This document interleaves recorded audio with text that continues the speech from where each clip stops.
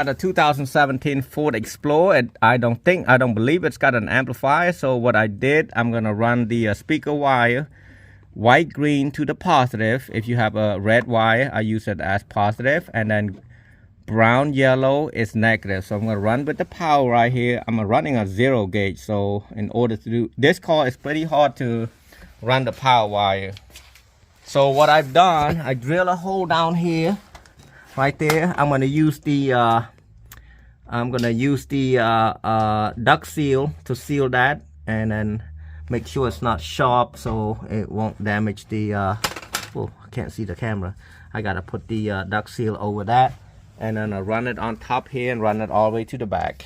You got a 5/8 bolt right there. Just remove that out and put the ground. That's where I'm gonna run the ground, because it's perfect ground right there to the frame.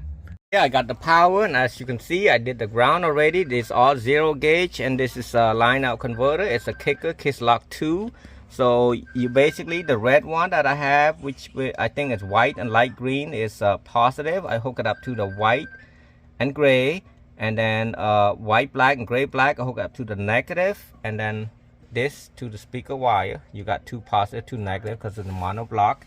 And you run the jack, RCA jack, to the input over here. And just, you know, after that, just make it look nice and clean, and you're good to go. So I ran the 0 gauge down underneath here like so, and then I used the self-tapping screw with the spiral, the cable tie looking. I'm gonna cut this one. This one is good, so that's why I use it like this, and use self-tapping screw and screw it in and go up top and make sure it's tight so it don't be hanging.